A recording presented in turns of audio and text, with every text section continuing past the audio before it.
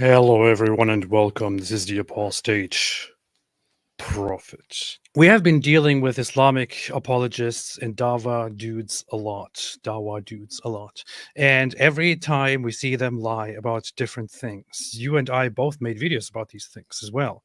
Any other religion or other group of people, they wouldn't just support each other lying.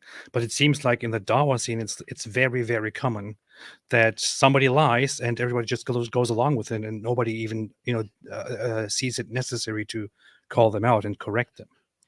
You can expose the lies to the followers, never bothers them at all, not a bit. So you've got the Dawah guy and you've got the Dawah fan, and maybe the Dawah fan for a while thinks, oh, this guy speaks the truth. But what happens when you expose the lie? It's not like, oh, I don't trust him anymore. You never see that. You never say, oh, I can't trust this guy anymore because you've just exposed 50 lies that the guy told. They just don't care. It's like on some level they understand. They all seem to understand that this is just somehow acceptable, as long as it's for purposes of Dawah or purposes of keeping people from believing something else. Then it's all totally legitimate. And what's amazing is you could tell if you said this to them, hey, you guys obviously believe in lying. You do it constantly, all day, every day. They say, no, all we believe is the truth because Islam is the truth. And it's like your actions show the exact opposite of what you're telling us about Islam being the truth. The community understands that you can lie as much as you want. They're not going to hold it against you. They're just going to mindlessly agree with anything you say and keep cheering for it. And so it's they've created a monster of deception, and pretty beautiful. It's pretty creepy. You wonder how long it can last, because even though the Dawah fans, they just go along with it. I mean, other people are watching this stuff. There is a very well-known hadith, a narration attributed to Mohammed. So it says, the messenger of Allah said, the person who lies in order to conciliate between people is not a liar when he conveys good or says something good. Okay, all right. Okay, not too bad. But then there is this. A narration in Muslim added, she said, I never heard him giving permission of lying in anything except in three things: war, conciliating between people and the conversation of a man with his wife, and the conversation of a woman with her husband. So it is allowed under different circumstances. Lying is allowed under different circumstances, including in war. Yeah, and one of the issues there, though, their concept of war, is much broader than two armies marching out against each other, right? Like they view us in a war right now. So they're in a war to establish Islam, and therefore lying is acceptable. Muslims are allowed to explicitly lie during war, and when you read the Quran, for example, in chapter 5, verse 33, it talks about waging war against Allah and his messenger. The logic there has always been that you can't physically wage war against Allah, and even in his messenger nowadays. And anyone who just, opposes Islam, spreads corruption, this and that, is basically waging war. When we go out here and we speak against Islam, for example, we are waging a war against Islam. We are the enemies, which is why these people will frequently refer to David Wood and me and others as the enemies of Islam. Enemies of Islam. That's what it is. And in such a state, they can lie.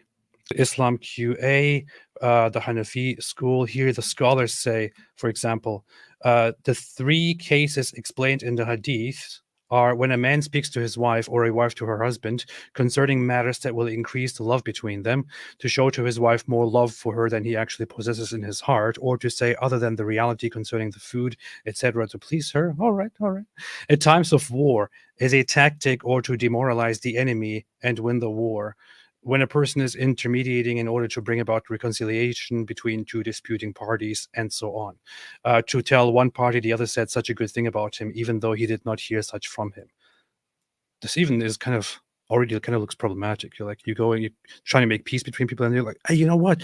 He even said about you that you're a very reliable and very good person. Yeah, so you got Sheikh Uthman, right? You got Sheikh Uthman. His buddy sends a wife to Sheikh Uthman for marital counseling. Sheikh Uthman ends up banging her and marrying her while so this woman is married to two guys at once. And so if you're a third party in that situation, what you do is you'd go to the guy and be like, oh yeah. Sheikh Uthman says he's really, really sorry. Yeah, he says he's sorry. Now, what's your response to that? Oh, you forgive him? You forgive him? Oh, okay. And you go back to Sheikh Uthman. Yeah. He just said, you know what? He forgives you of all that. No problem at all. He's going to keep his mouth shut. So you just keep going back and forth between them. And lying, and somehow that fixes everything. And Islam says, yep, that's good. But so the Quran says on different occasions that Allah is very, very good at different things, including deception. Why does it say that? Like, I don't understand why it says that, because Allah is obviously the creator and he's the best and all of that, and he would not deceive people.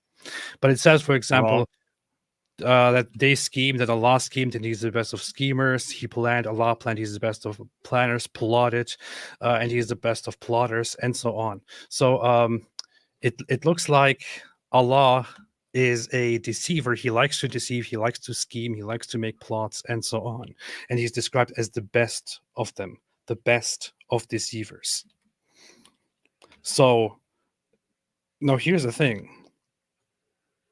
If you believe that your Almighty Allah is a guy who describes himself proudly in his book as the greatest of deceivers, the greatest of those who plot, the greatest of those who scheme, the greatest of those who plan in a plot, then it kind of looks like this is a good quality, right? This is like something worthy of praise, because Allah is the greatest of all those. So for you to also be a deceiver, to be great at deceiving, to be great at plotting and scheming, should also be good, right? It's also a praiseworthy thing. There is no issue with it. It's not something that is deemed, detestable, bad, but necessary. No, it is worthy of praise. Hey, yo. So, and you've got the Muslims who, because makar just means like deception, but so Allah's the best of those who do makar, so he's the best of those who do deception. And they'll translate it and say schemers or plotters or planners or something like that, which is okay as long as you keep in mind that it's a sort of scheming and plotting and planning that involve deception. You're using deception to overthrow the plans of your enemies. In fact, go to the very next verse. So here you have it. 355, right? Now, going with the traditional Muslim understanding, there are alternatives. There are Ismaili Muslims who interpret this differently, and so on. But when Allah said, "Oh Jesus, indeed I will take you and raise you to myself and purify, i.e. free you from those who disbelieve and make those who follow you superior to those who disbelieve until the day of resurrection," the traditional Muslim understanding of this verse is linked to 4:157, where people are scheming and plotting to execute Jesus. So there's a big plot. They're lying about Jesus to get him executed. But then Allah tricks and deceives them into thinking that Jesus was crucified, even though he wasn't. And he actually got someone else, and he basically tricked everyone. So it's, hey, you guys are scheming against Jesus, lying about him to get him in trouble, but I'm better at this than you are. I'm better at this game than you are. That's pretty bad.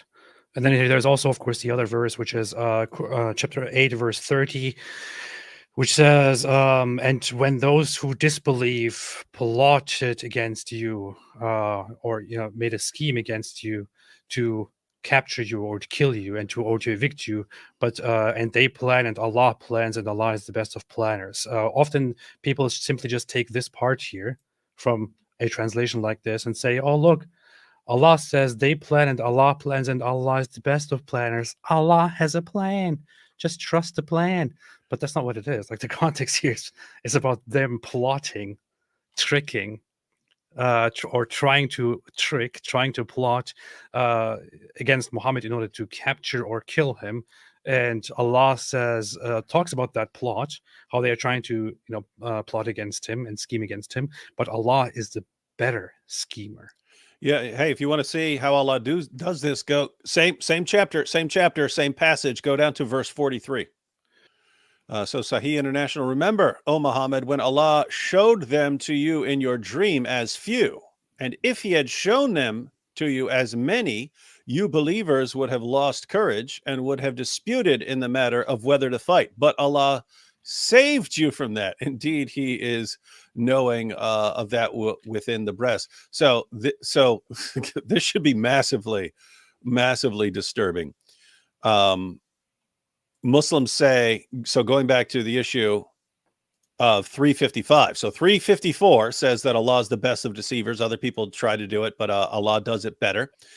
And the immediate context, 355, is Allah tricking and deceiving people into thinking Jesus died when he didn't. But guess what? Even Jesus' followers believed that he was crucified because of Allah's deception. So Allah will actually trick even devout Muslims. He'll trick even Muslims, right? And that's Allah doing it. So when Muslims want to say, the gospel's been corrupted, well, I open up the gospel, it says Jesus died on the cross. How'd that happen? Who corrupted that? Allah did. So Allah even tricks people and starts false religions. But then right there in 343, so in 843, in 830, you showed again that Allah is once again the best of deceivers. The context is once you get down to verse 43, that Allah had tricked the entire ummah. Allah had deceived the ummah. So this is the Battle of Badr. The Meccans are coming. Muslims know the Meccans are coming. And it's actually they say around 1,000 or something like that, Meccans coming.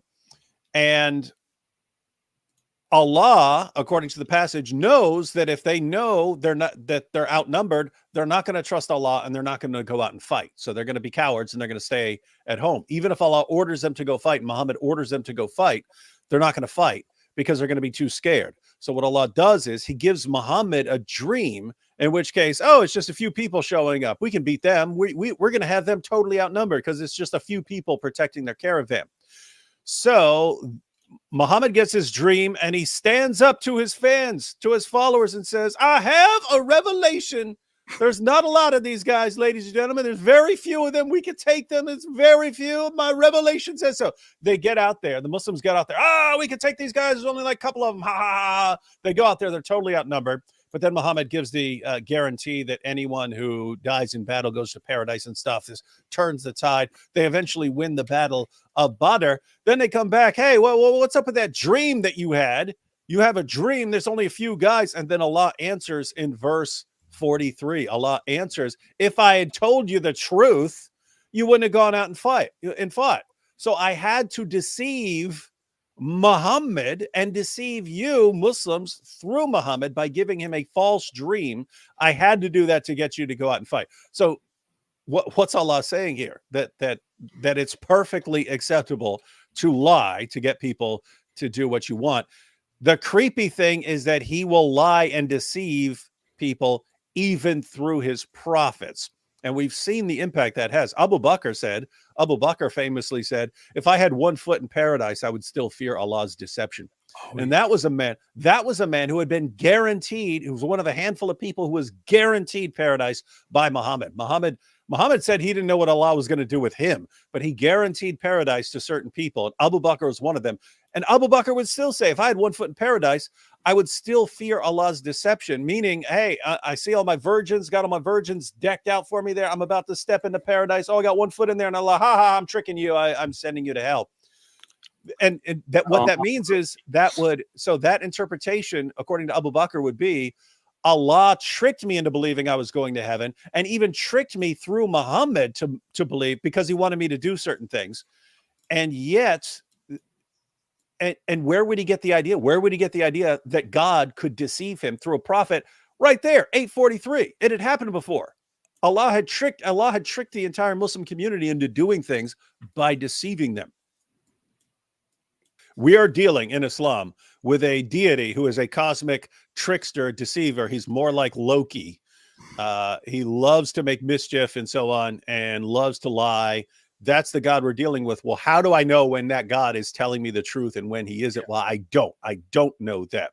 The creepy part, because if you ask Muslims, why did Allah trick everyone into thinking, because you're not just talking about the people who were there, you're talking about generations, even down to today, billions of people, every historian on the planet, they all believe Jesus died by crucifixion. Where did they get that idea? Allah tricked all of them. If you ask why Allah did that, you say, I don't know, maybe he just really didn't like the Jews when they were trying to do something, so he just deceived them, and he just, kept deceiving generation after generation after generation. The creepy thought there is, if you believe that Allah will deceive the Muslim followers of Jesus and trick and deceive them into believing false things, and just say, well, maybe he doesn't like Jews, so he did that. Okay, how do you know he just didn't like Arabs, and so he sent Muhammad with a bunch of deception? How do you know that? You That is a good can't. point. Yeah, you can't know with Allah. You don't know when he's deceiving you and when he's not. He will deceive you through his prophets. He will deceive the devout believers. Allah doesn't care. He could be tricking anyone at any time. Ibn Kathir's commentary on smiling into the face of the disbelievers. Read that entire passage. Those who disbelieve are allies of one another, and if you do not behave the same, there will be fitna and oppression on the earth, and a great mischief and corruption. Allah said next, unless you indeed fear a danger from them, meaning, except those believers.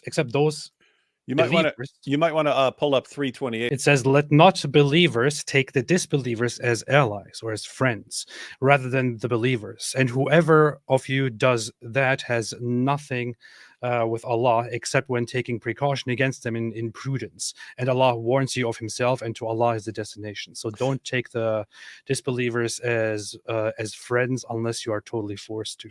And this is why I say that, one aspect of taqiyya is, if someone's got a sword to your throat and says, I'm going to kill you because you're a Muslim, you can say, what are you talking about? I'm not a Muslim. I don't like those guys. Or if you're a Shia, let's say, and Sunnis are about to kill you, you can say, what? Shia? I don't believe in that stuff. You can do that according to Islam. So that is true. But notice what this verse is actually saying. This verse isn't saying, hey, if they're going to kill you, then you can lie about what you believe. This verse says you don't be friendly towards them. Don't be friendly towards these guys unless you need to deceive them as protection against yourselves. In other words, if you were to be in an area where you're completely outnumbered by the unbelievers, that is not a good time to start telling them what you actually think and that you actually want to subjugate them. That's not a good time. So be friendly towards them in those situations. If you're outnumbered, if you're in their country, you're outnumbered, you can't win a physical confrontation, that is a time to pretend that all you ever want with them is peace and tolerance. That's straight out of the Quran, and this verse uses a word. This is where we get the word taqiyya from in this verse. But yeah, check out the commentary, because it's pretty creepy. Except those believers who in some areas or times fear for their safety from the disbelievers. In this case, such believers are allowed to show friendship to the disbelievers outwardly, but never inwardly. For instance, Al-Bukhari recorded that Abu Darda said, said, we smile in the face of some people, although our hearts curse them. Mm-hmm. We smile in the face of some people, although our hearts curse them. So you're smiling outwardly. No, we're friends. We love you. Yeah. All we want is peace and tolerance. Inwardly, die. Allah curse you. Allah curse you. Allah curse you. So we smile in the face of some people, although our hearts curse them. The taqiyya is allowed until the day of resurrection. And that's important, because you'll have Sunnis say, no, taqiyya is just a Shia practice. This is the greatest Sunni commentator of all time. He said, and he quotes Al-Hasan, Muhammad's companion. So guys, if you don't know who these people are, Abu Darda and Al-Hasan, these are companions of Muhammad. And Ibn Kathir is quoting them to show their understanding of 328. Abu Darda says, we smile in their faces while we curse them in our hearts. And Al-Hasan said, taqiyya is allowed until the day of resurrection. So this is not just a Shia practice. This is standard Sunni Islam. Here we have another guy here. It says, I saw this earlier. It says a believer cannot be a liar. But then he explains here briefly how... I think that person really loves you. I heard they said this about you, right? You're trying your best to bring two people together. The Prophet ﷺ is saying that's not a liar. That's a person who's trying to do good. That's a person who's trying to bring people together. And so the three things the Prophet ﷺ mentioned, al-harb, in war, wal-islahu bayna an-nas, and bringing people together.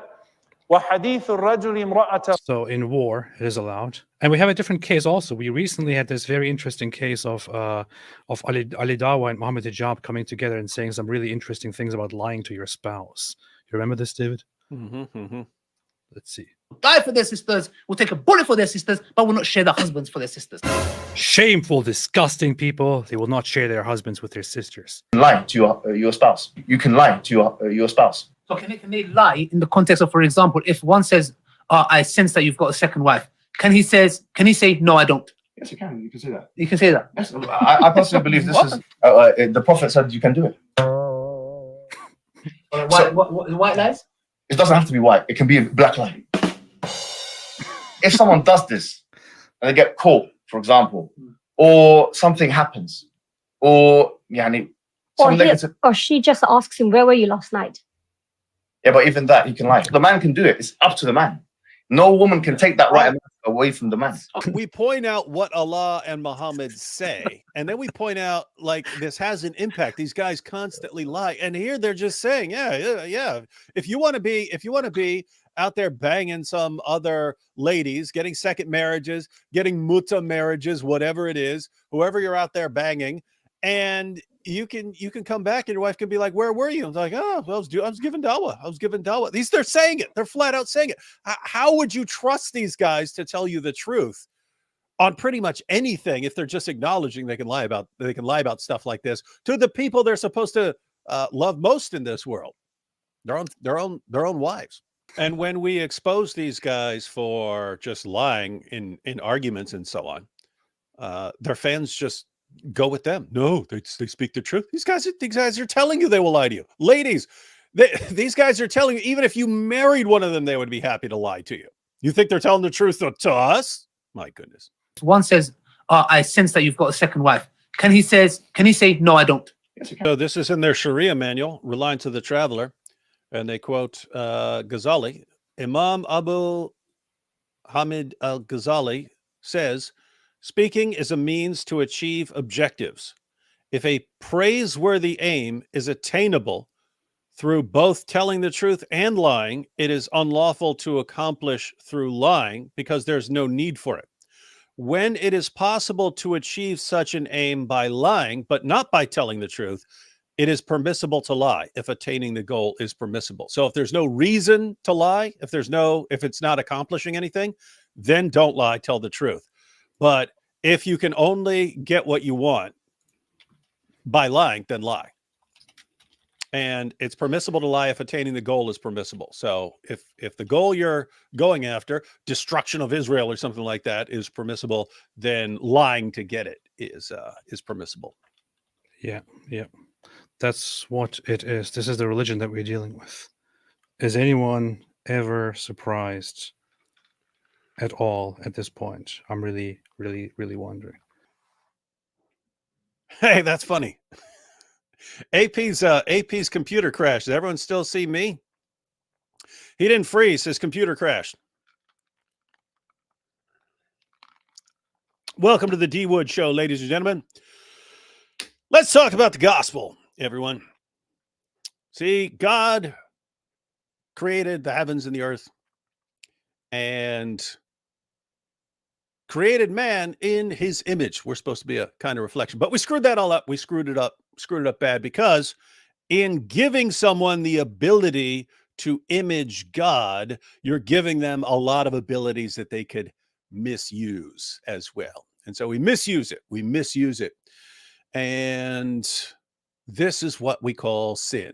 And we've all sinned. What? Hey, I'm on an atheist channel. I take everything as a sign from the Almighty, so I just want to put it right in.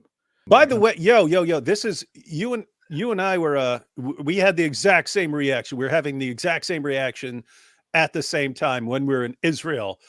That's like, we thought they had guys over there who were like masterminds and stuff like that, and like super advanced, and like some sort of ministry of propaganda. How are we going to deal with all these attacks? And we thought it was going to be like that. And they seem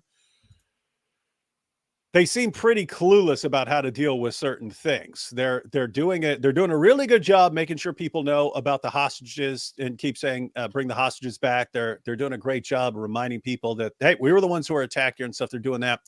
But the things they're getting blasted on constantly, like, oh, a Christian can't walk down the street without people spitting on them. They do nothing to respond to these kinds of things. And all the relentless, just absolute deception that is posted about them on Twitter, they seem like completely incapable, and like it's like they're not even trying. But what it looks like is they don't know what they're up against in terms of this massive system of deceit. They still seem to think that Islam is a good monotheistic religion, and they're interpreting everything like through their own lens and not what Islam actually teaches. And it's I think most people are completely ill-equipped to deal with a system of constant, endless lying to achieve any sort of victory over you. People are not equipped for that. They're not equipped for that even in an argument. You say, you bring up a point and they'll say something, oh, scholars say this, and it's just made up, right? But you don't know. You don't know. Or like Daniel Hakikachu, the IP pointed this out. Daniel Hakikachu, he was misrepresenting every single study he quoted. And if you haven't actually read those studies, you don't know. You're taking this guy seriously in what he's saying. And it's just, the world is ill-equipped. I hope the world is starting to catch on, but people are generally pretty ill-equipped to deal with a system that just will constantly come at you with nothing but lies. It is, to be honest, I think so. The government of Israel is, I would say, pretty much aware of what Islam actually is. The people are not very much aware, and the government of Israel doesn't want to really deal with it head on. And lots of people say it's kind of a strategic thing. Others say they don't know; they're not very capable. I don't know, but going there and seeing it, you're right. I said it to people there. I said it after we came back. It looked significantly less sophisticated and mastermindish than people make it out to be. I thought we will arrive there and we will go into this high-tech fancy place of people like, okay, this way, come this way, and then being teleported through all kinds of different places, elevators flying through the sky and stuff like that. But nothing happened. It was just a bunch of crappy places that we went to where people are just trying to protect the population and looking out for whatever there is to look out for. And yeah, people need to be aware of what we're dealing with. Yeah, Christians really, I think, mess up a lot because Christians do want to get along with Muslims and to have discussions and to have interfaith things and so on. They don't realize this is being interpreted in a very different fashion. It's like Christians having Muslim prayers in their churches. They don't even know what the prayers mean. There have even been instances where Muslims led Christians in praying Surat al-Fatiha, not realizing this is what this is saying about Christians. And they don't know. They just think, oh, wow, we're really getting along. So, yeah, I have to say lots of Christians think they're impressing Muslims with how nice they are. And the Muslims are sitting there thinking, wow, these guys are stupid. They don't realize what's going on here. And so, yeah, guys, you're not impressing Muslims by convincing them that you're completely gullible and stupid and basically are begging to be conquered. Self-identified Palestinians are modern-day Canaanites. They still practice child sacrifice. Israel will always oppose child sacrifice. That's an interesting perspective. I heard people say that, and it does feel like it, doesn't it? The whole, I wouldn't say everyone. I would say people like Hamas. What they're doing is basically child sacrifice right now. Thanks, everyone. Have a fantastic day. And stay away from Islam.